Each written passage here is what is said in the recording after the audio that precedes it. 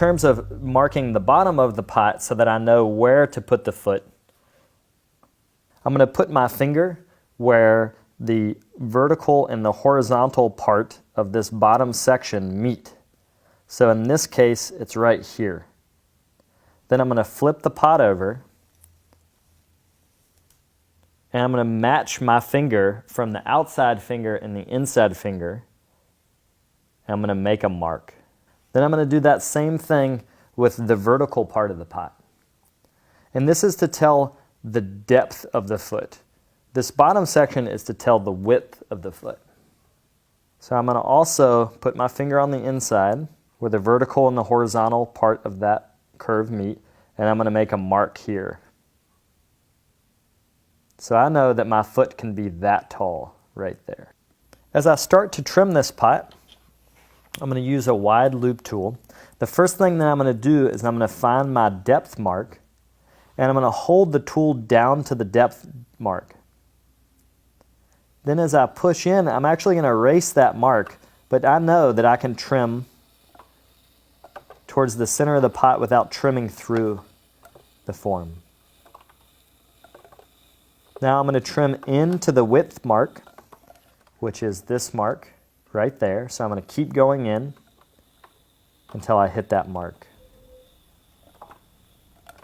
I found it's very helpful to make those beginner marks before I trim so that I know exactly what the foot is going to look like and where it's going to be on the pot before I ever start to trim it. One of the mistakes that people make when they start to trim is that they get a little overzealous and they trim through the pot. By making those marks, I make sure I never trim through the pot.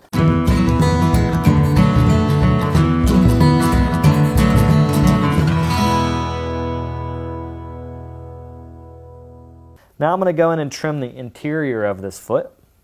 To do that, I'm going to switch tools. I'm going to use a small loop tool, and I'm going to define this outer edge of what will be the inside ring of the foot.